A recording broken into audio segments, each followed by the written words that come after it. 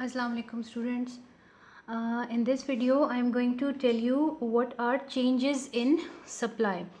Now if you have gone through my videos, in my previous one I told you that quantity supplied of any commodity, it depends on many factors, and those factors can be broadly divided into two groups. The first one is its own price, the price of the commodity itself.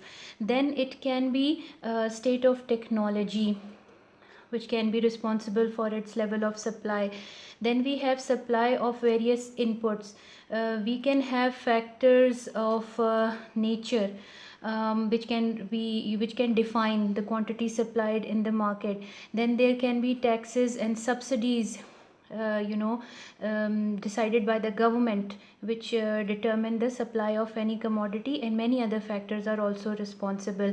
But we can divide these factors into two broad groups. These ones which are held constant are called shift factors, and the other one is the price itself. So this means changes in supply can occur due to shift factors or due to price. So we can have a table like this, that changes in supply can occur due to change in price, or they can occur due to change in shift factors. Now, if the changes in supply are due to changes in price, keeping other factors constant, we can have two situations. One is called extension and the other is called contraction. And the point to remember about these two is, whether it is extension or contraction, the movements are along the same supply curve.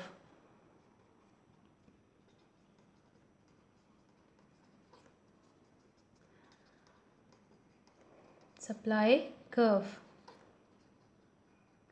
Now, if changes in supply are due to shift factors, there can be two situations. We can have a rise in supply. Now, if it is rise in supply, we have a rightward shift. For right word, I'm just writing RT, but you don't reproduce it like this in your exams, okay? Write the full word, RIGHT, right? Word shift. And if it is the case of fall in supply, we have a leftward shift. I always tell my students, always remember, whether it is demand curve or supply curve, R means rise, R stands for rise, and the shift is always towards the right side.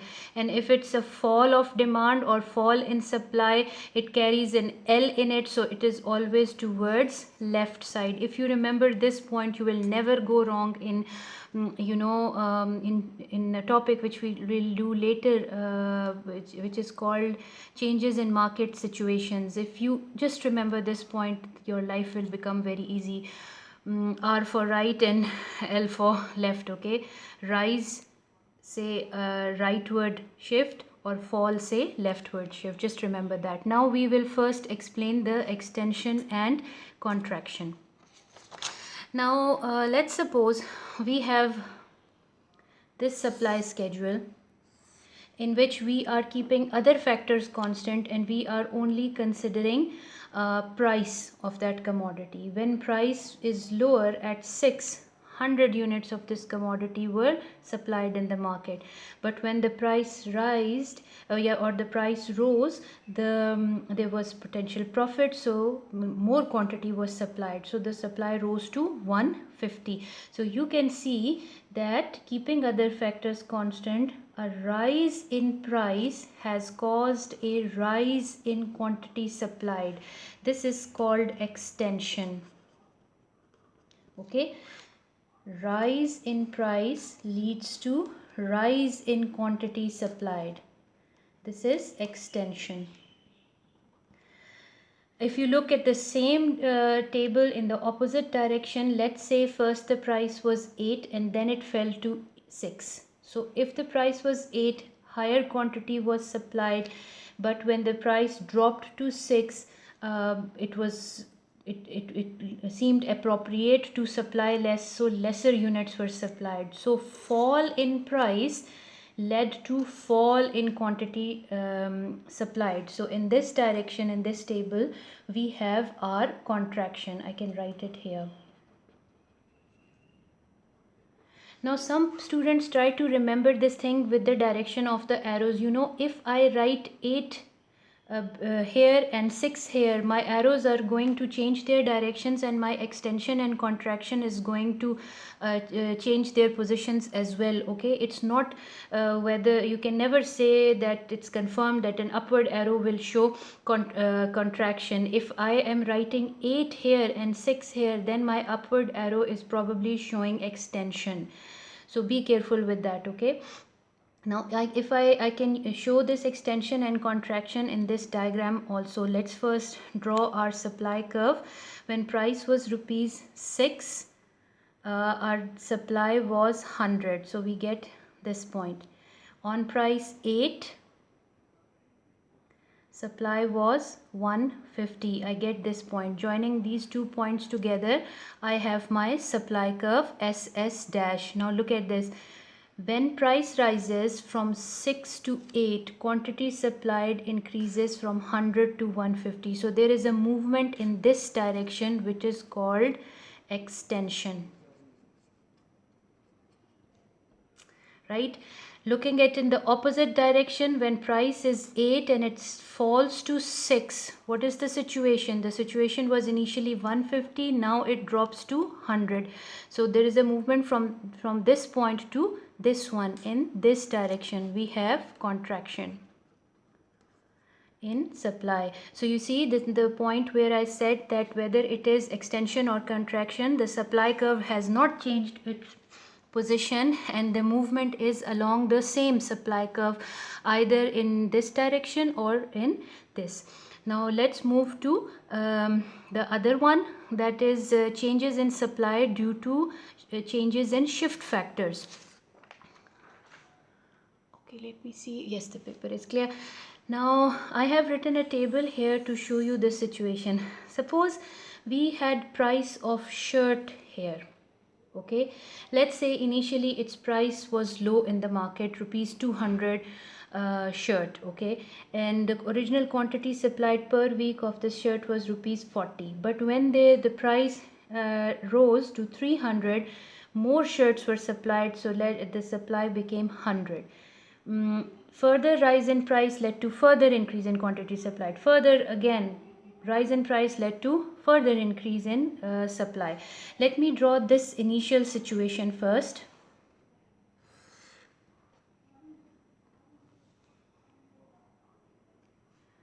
Okay, we have our price, origin, quantity supplied. Price can be taken as 100, 200, 300, 400 and 500. And over here we can have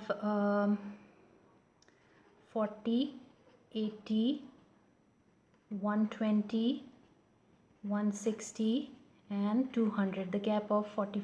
Okay, 40, 80, yes. Now let's draw the original supply. At price 200 it was 40. I have this position. At price 300 the supply was wait, no, the price was 200 and the supply was 40. When the price was 300, okay, yes, I'm fine. Okay, do not draw dotted lines, because in this situation I am drawing 3 graphs in one in one panel. So if you draw these dotted lines for each one of them, your graph will become very messy, so avoid drawing the dots. Okay, let's have at price 400 we have quantity supplied 160. So this is 160 and almost here I have 400 from there. Now 500 price, this is 500 and 200 from here, round about this position. Now if I join these with free hand, I get this supply curve. let me call this supply curve S dash, which is my original supply of shirts. Now let's imagine that for some reason other than the price, the supply has risen.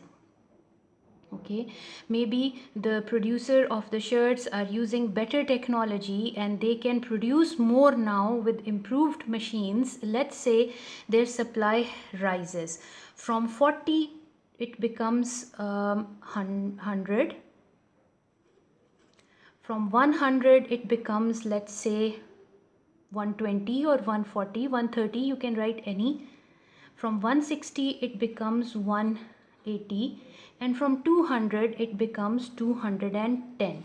Okay, what did I do? I assumed that the technology has improved but the prices are kept constant, but now at the same prices the producers will be able to supply more number of shirts in the market, so I simply increased the number of shirts supplied at these prices. Now I will plot these against this price level in the same diagram. Okay, now let's say at price 200, shirts supplied were 100, so this is 100 and shirt supplied is 100. I get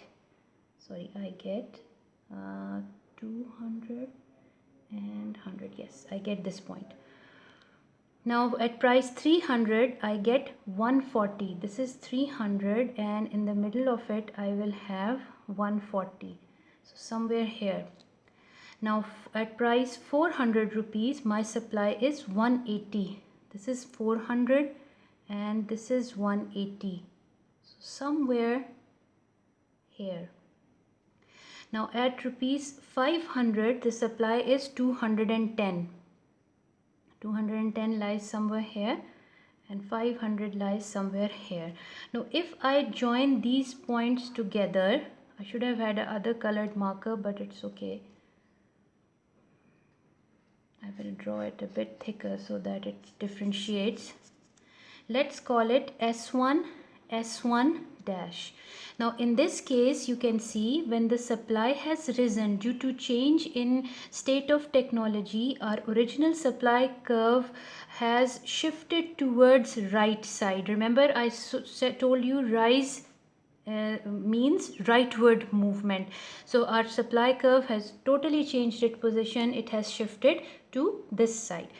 Now let's say there for some other reason the supply of shirt falls. Maybe the fabric that was required, fabric is an input, okay, for the production of shirts. Maybe there was shortage of fabric and the producers were not able to catch enough input.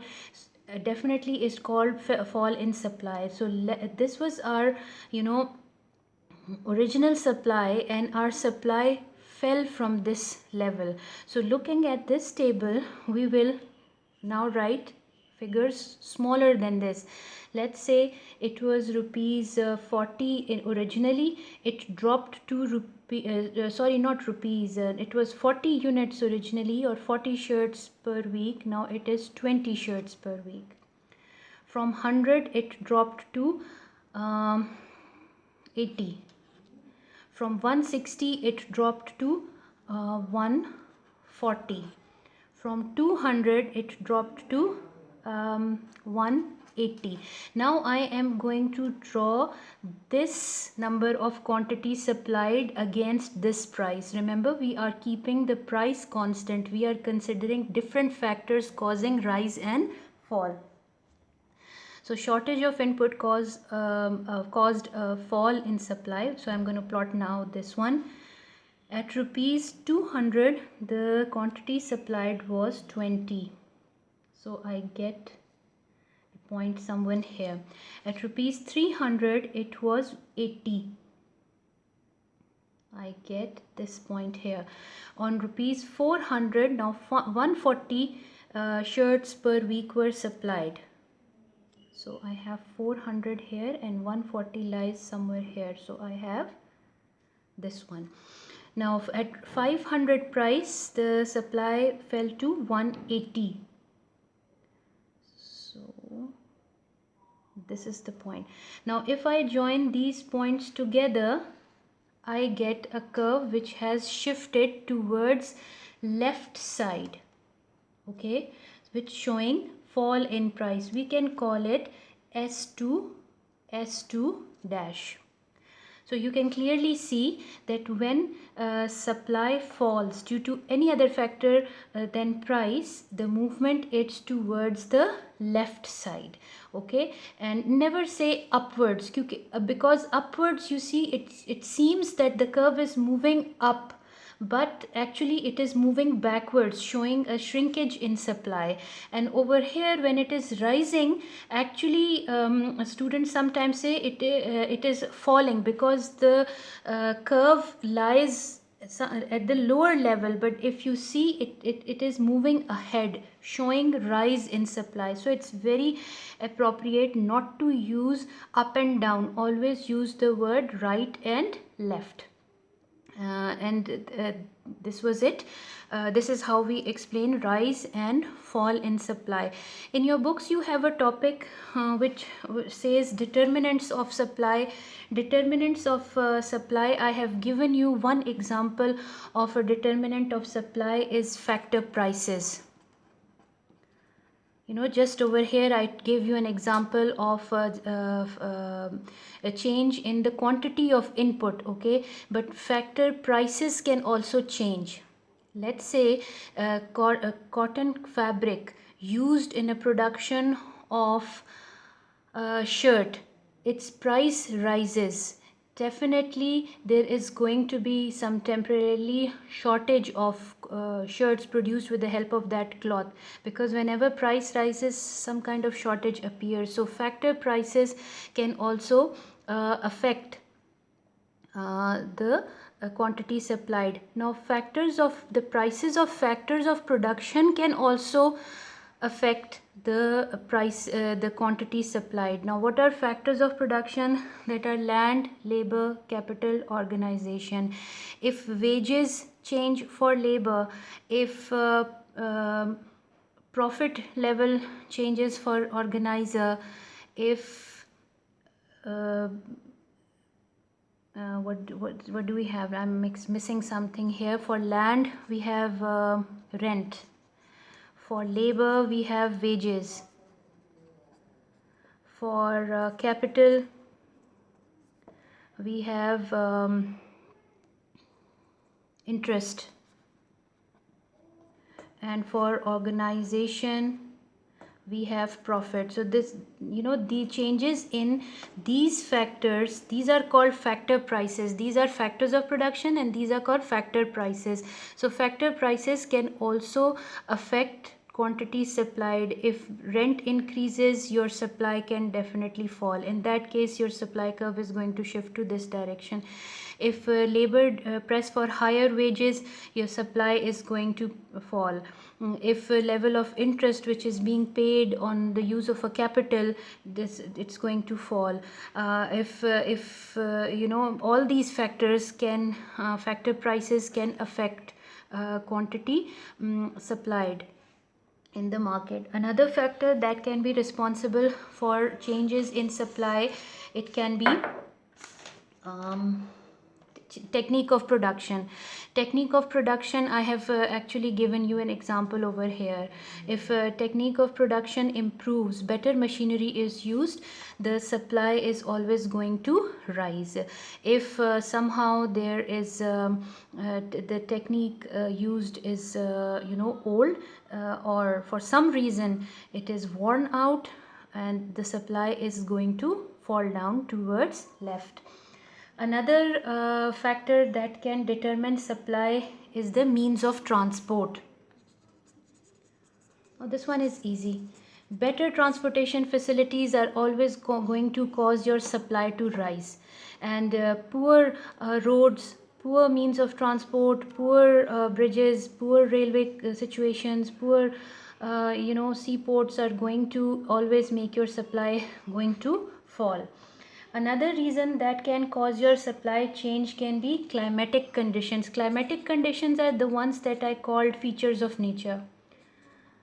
Now, if you have some natural conditions, a natural disaster. Let's say it was harvesting time, and God forbid there is a flood, or there is a hurricane, or there is some attack of some kinds of pests, or any other insect attacked on your farm produce. What will happen? Your supply is going to fall down. On the other hand, appropriate level of rain, proper level of rain, proper level of rainfall, proper sunlight is going to always help your supply to rise. Another reason responsible for these can be political changes. Now, political changes, good and favorable political conditions always help the supply to rise.